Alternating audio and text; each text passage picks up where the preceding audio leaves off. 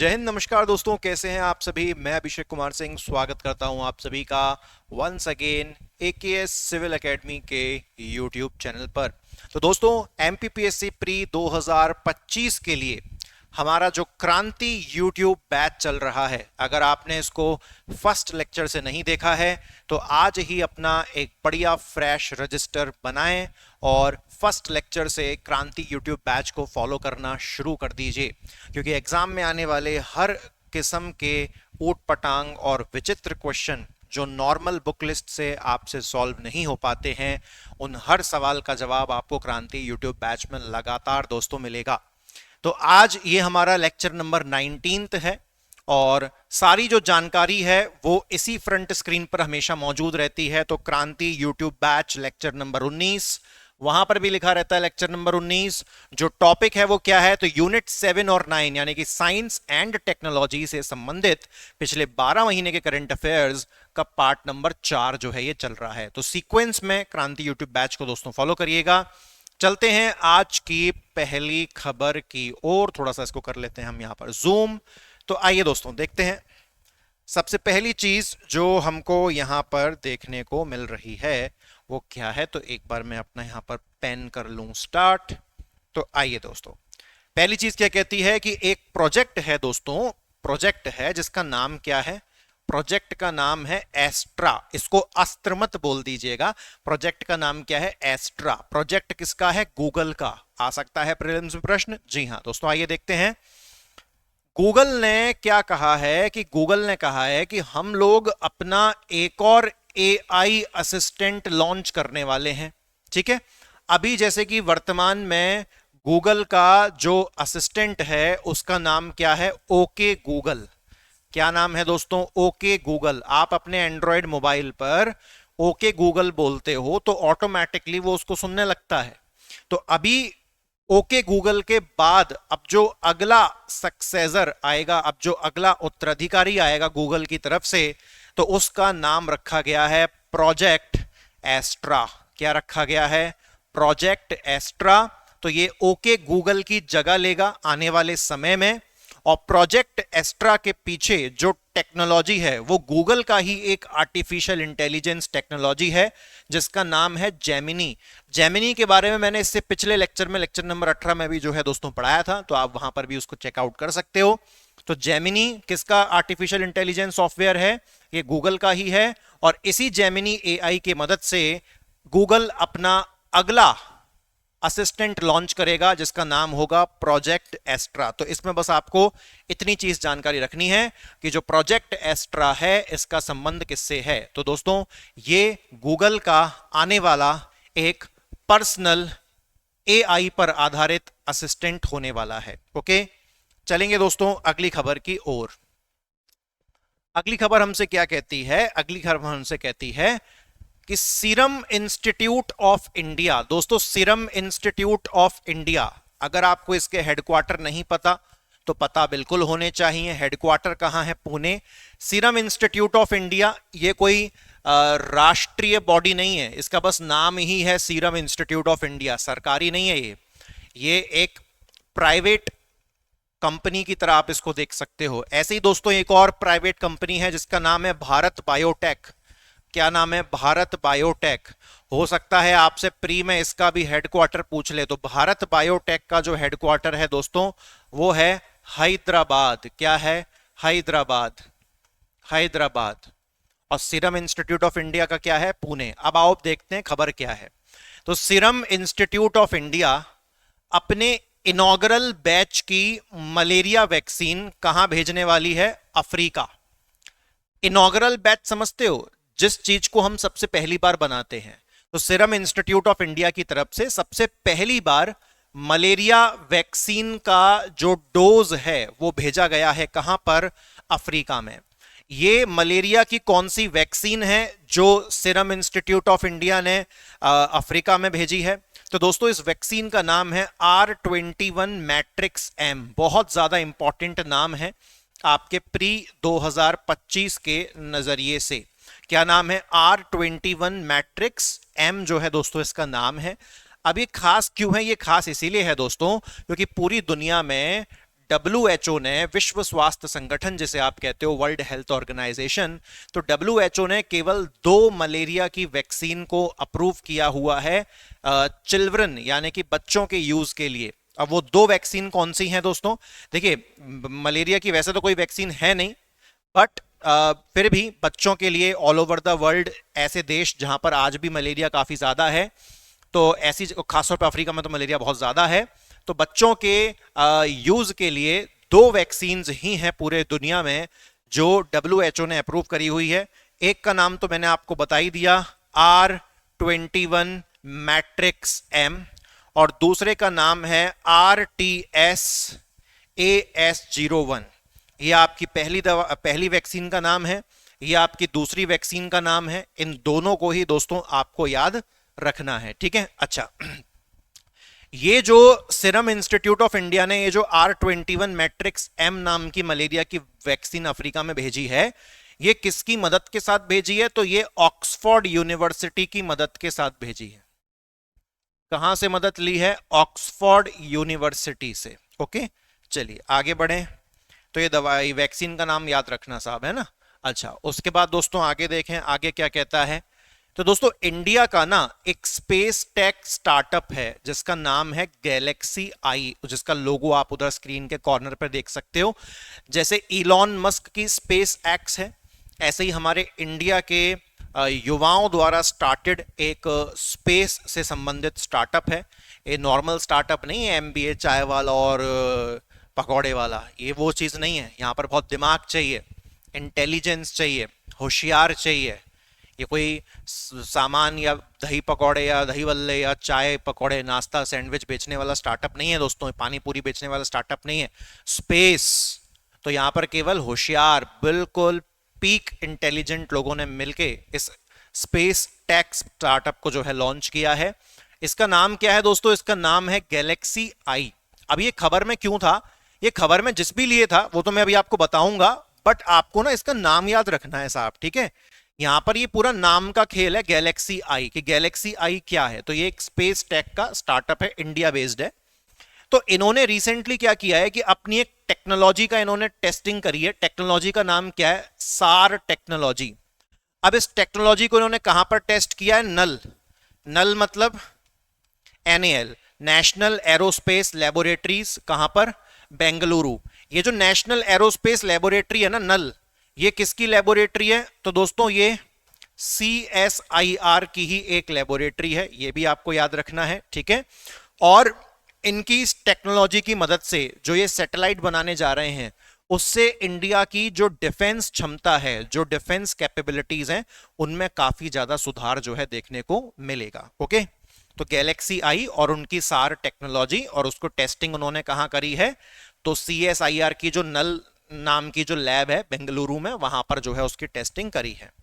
अगली खबर दोस्तों अगर हम देखें तो क्या देखने को मिलती है? नासा के एक मिशन की बात की गई है दोस्तों।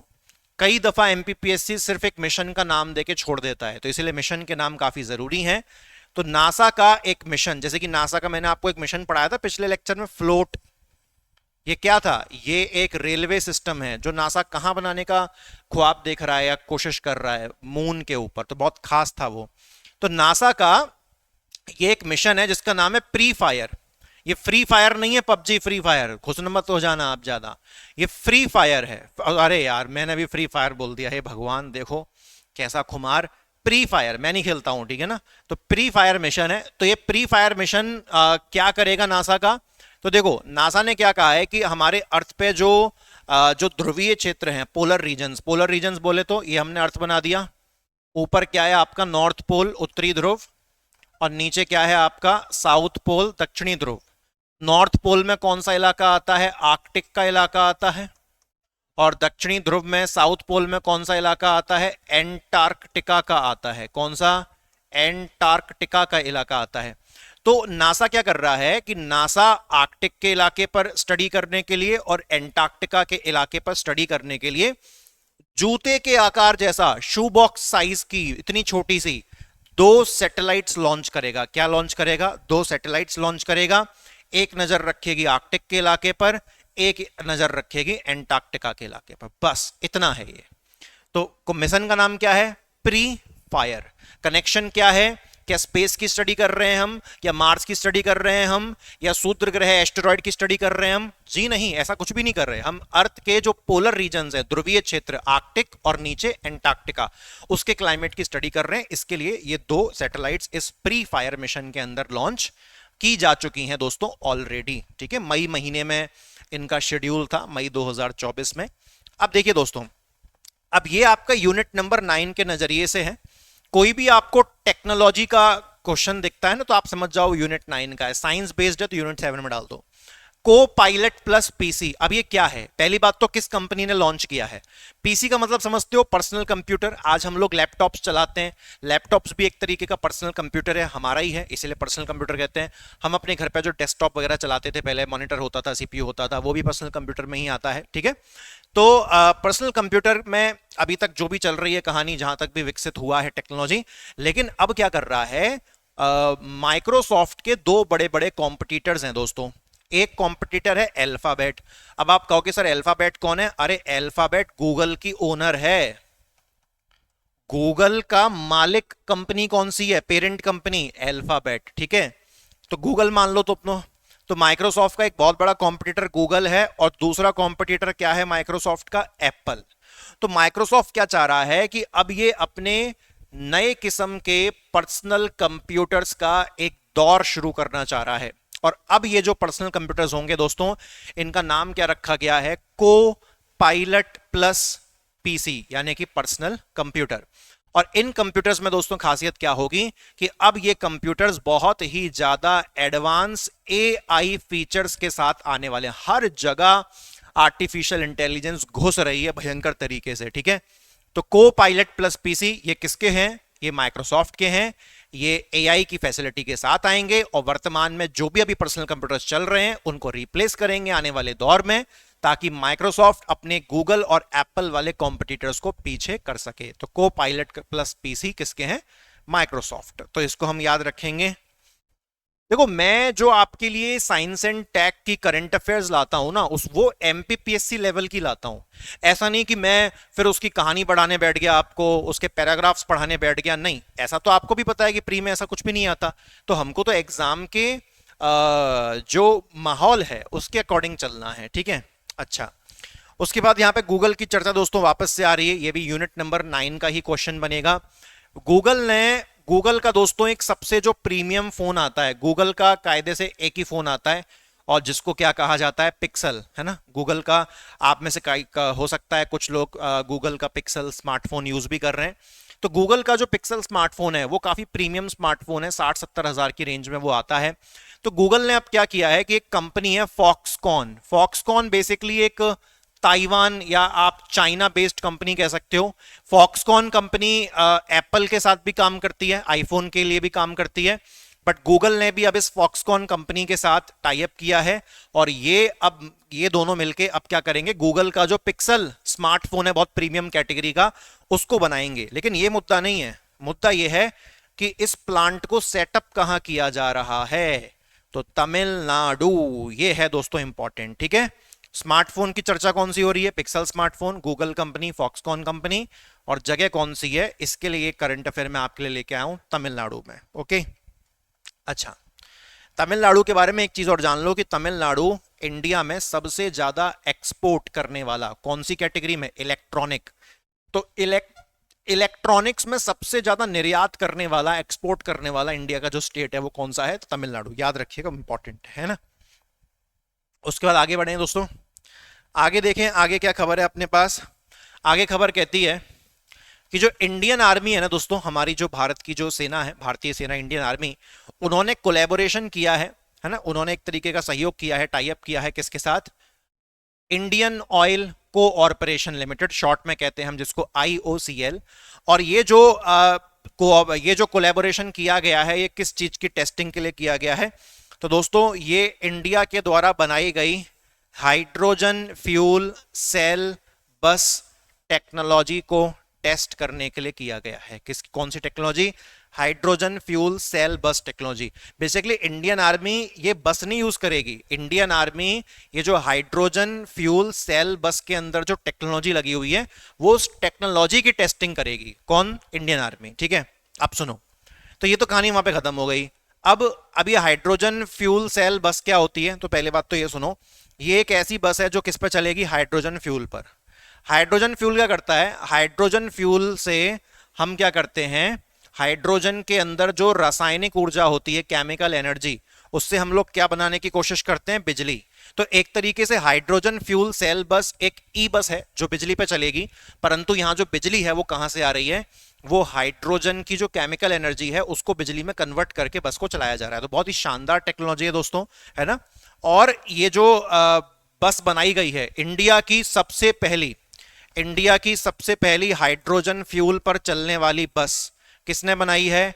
इंडियन ऑयल कोऑर्पोरेशन लिमिटेड, शॉर्ट में जिसे आप इंडियन ऑयल के नाम से जानते हो। ठीक है, तो इंडियन ऑयल ने जो है इसको बनाया है, और प्लस इसका साथ कौन सी कंपनी ने दिया है? तो टाटा मोटर्स, क्योंकि बस है तो बस बनाने में तो टाटा मोटर्स को वैसे ही बहुत महारत हासिल है। तो इंडिया की सबसे पहली हाइड्रोजन फ्यूल सेल बस किसने बनाई है?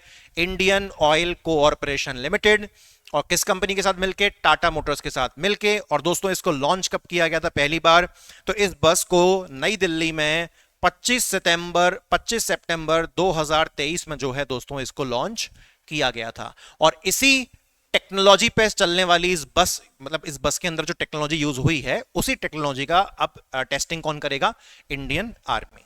ठीक है, अच्छा उसके बाद आगे देखें दोस्तों, आगे देखते हैं तो आगे क्या लिखा हुआ है। ये भी दोस्तों बहुत अच्छा है। टीसीएस, एक तरफ किसका नाम है? टीसीएस का, और दूसरी तरफ दोस्तों किसका नाम है? दूसरी तरफ नाम है आईआईटी बॉम्बे का। दिख रहा है आपको? तो टीसीएस कंपनी और आईआईटी बॉम्बे मिलके इंडिया के अंदर पहली बार, इनॉग्रल का मतलब लगातार मैं आपको बता रहा हूं, फर्स्ट टाइम, पहली बार क्या बनाने जा रहे हैं?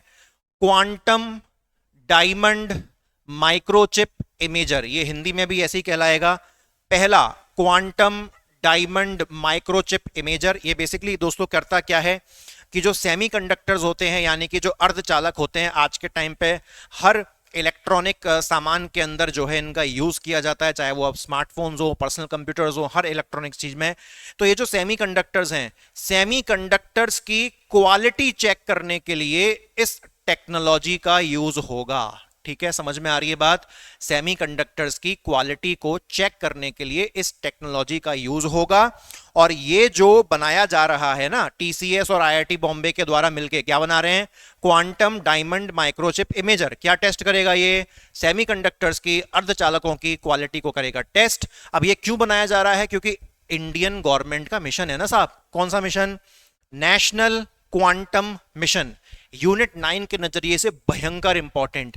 ये नेशनल क्वांटम मिशन को कब लॉन्च किया गया था? तो दोस्तों 2023-24 के बजट में इसको देखने को मिला था, और इसको कब तक के लिए चलाया जा रहा है? 2030, यानी कि फॉर 7 इयर्स जो है इस क्वांटम, नेशनल क्वांटम मिशन को लॉन्च किया गया है। तो राष्ट्रीय quantum mission very very important दोस्तों, very very important from unit 9 point of view, बहुत ज्यादा इंपॉर्टेंट है। ठीक है, अच्छा दोस्तों बढ़ेंगे हम लोग आगे और आगे देखेंगे आगे क्या खबर है हमारे पास। आगे हमारे पास खबर है, यहां पर इंडिया के एक टेलीस्कोप की चर्चा हो रही है। टेलीस्कोप का नाम है प्रत्यूष। क्या नाम है? प्रत्यूष। वेरी इंपॉर्टेंट, केवल आपको नाम याद रखना है, इंडिया की तरफ से है, नाम है प्रत्यूष टेलीस्कोप। ये बहुत, यहीं से को आपका क्वेश्चन बन जाएगा। अब क्या, अब ये जो प्रत्यूष है इसकी फुल फॉर्म आप यहां पर देख सकते हैं। फुल फॉर्म ऐसा उतनी इंपॉर्टेंट नहीं है, बट फिर भी एक नजर आप मान सकते हैं। जैसे कि जो इंपॉर्टेंट चीजें हैं वो क्या है? जैसे यू का मतलब क्या है? यूनिवर्स है।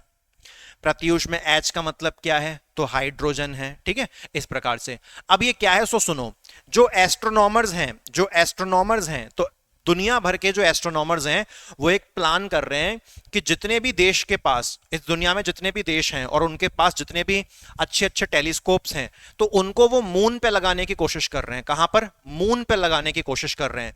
तो इस पूरी ऑल ओवर द वर्ल्ड की जो टीम बन रही है, इसमें से इंडिया का कौन सा टेलीस्कोप चूज किया गया है? प्रत्यूष टेलीस्कोप चूज किया गया है, और प्रत्यूष टेलीस्कोप को मून की उस जगह पर लगाया जाएगा जहां जहां पर ज्यादातर अंधेरा रहता है, ठीक है। अच्छा, और इस प्रत्यूष टेलीस्कोप को किसने बनाया है? तो रमन रिसर्च इंस्टीट्यूट। किसने बनाया दोस्तों? Raman research institute. ये कहां पर है? बेंगलोर में बेस्ड है। किसके साथ मिलके दोस्तों? इसरो के साथ मिलके। ओके, नाम क्या याद रखेंगे? प्रत्यूष टेलीस्कोप। उसके बाद दोस्तों अगला क्वेश्चन देखें। अगला क्वेश्चन हमसे क्या कहता है? एक भारतीय उद्यमी, एक इंडियन एंटरप्रेन्योर जिसका नाम है गोपी थोटाकुरा, ये वैसे मैंने पहले भी डिस्कशन में लिया था एक बार। तो गोपी थोटाकुरा ये इंडिया के पहले टूरिस्ट बनने वाले हैं जिनको कहां भेजा जाएगा? स्पेस में भेजा जाएगा दोस्तों। जी हां, स्पेस में। जेफ बेजोस की कंपनी का आपने नाम सुना है, अमेजॉन। अमेजॉन के ओनर कौन है? Jeff Bezos.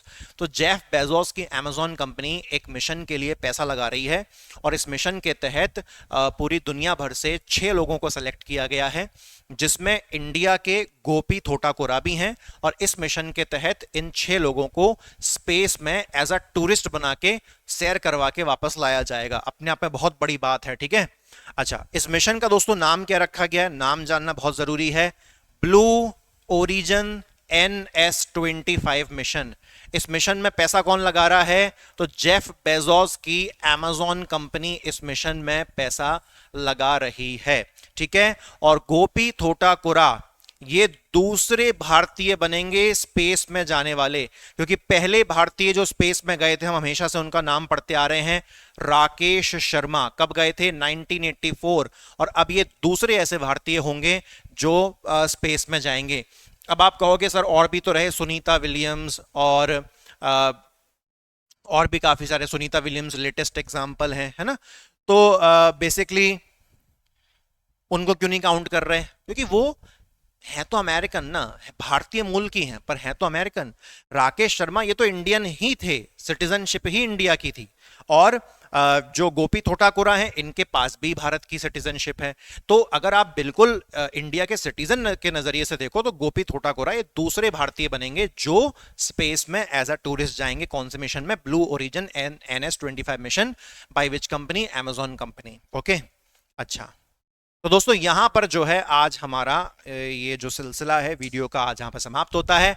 मुलाकात करूंगा मैं आपसे अगली वीडियो में लेक्चर नंबर 20 के अंदर।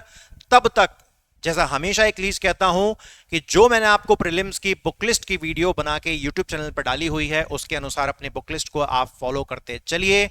और जो उसी बुकलिस्ट को देखो, मैं और कुछ कहना नहीं चाहूंगा, बिकॉज मैं अगर एक ही चीज को बार बार हर वीडियो में समझाऊंगा तो शायद उससे उल्टा क्लैरिटी की जगह कंफ्यूजन ही क्रिएट हो जाए। तो जी हाँ, आप उस वीडियो को देखें, और उस वीडियो में मैंने जो कुछ भी समझाया है अगर आपने वो देखी है फिर तो कुछ बताने की जरूरत नहीं है।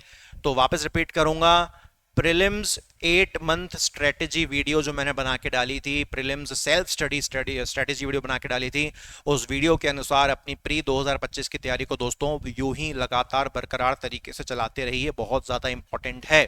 और साथ ही अपनी मेंस की तैयारी भी चलाते रहिए, डेली थोड़ा थोड़ा मेंस भी पढ़िए। 50% प्री और 50% मेंस, यही अपना उसूल है। तो मेंस अगर आपको हमसे पढ़ना है तो या तो ऑफलाइन आ जाइए, इंदौर में पढ़ लीजिए, घर बैठ के सेल्फ स्टडी करनी है सेल्फ स्टडी कर लीजिए, या घर बैठ के हमारा ऑनलाइन कोर्स देखना ऑनलाइन कोर्स देख लीजिए, ऐप डाउनलोड कर लीजिए, डिस्क्रिप्शन में लिंक होगी।